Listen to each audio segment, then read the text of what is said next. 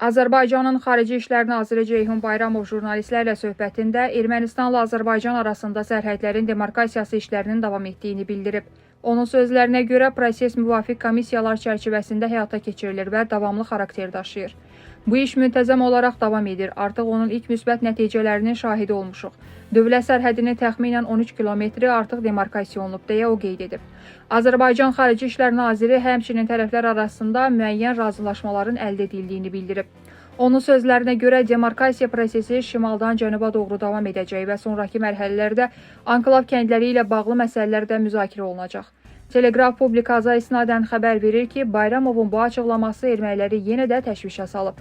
Onlar iddia edirlər ki, yaxın günlərdə Barxudarlı, Sapulu kəndləri Azərbaycana qaytarılacaq.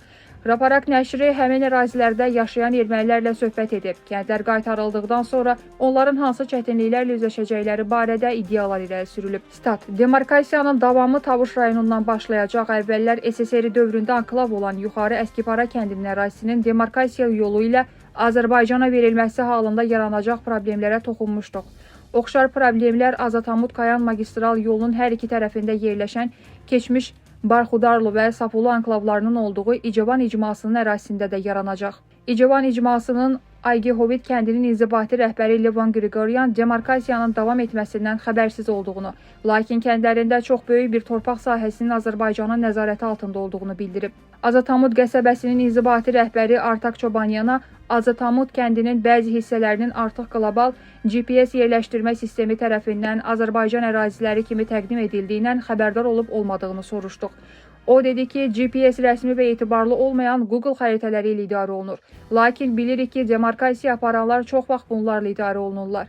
Çobanyanın sözlərinə görə Azatamut sakinlərinin dövlət dəstəyi kreditləri ilə 16 milyon dram dəyərində fərdi evlər tikildiyi ərazilər var və GPS sistemi indi onları Azərbaycan ərazisi kimi göstərir. Statın sonu. Nəşr iddia edir ki, Sapulu və Barxudarlı anklavlarının ərazilərinin Azərbaycana verilməsi halında İcavan Berd nəqliyyat rabitəsində problemlər yaranacaq. Stat: Qanzakar-İtzakar avtomobil yolunun istifadəyə verilməsi bu problemi yalnız qismən həll edə bilər. Lakin Sapulu və Barxudarlı ərazilərinin verilməsi ilə İcavan icmasının Kayan, Aygihovit, Vazaşen və Berd icmasının Paravakar, Varaqaban, Yerin, Tısakhavan yaşayış məntəqələri xarici aləmdən bir qədər təcrid olunan nəqliyyat marşrutlarından kəsilə bilər.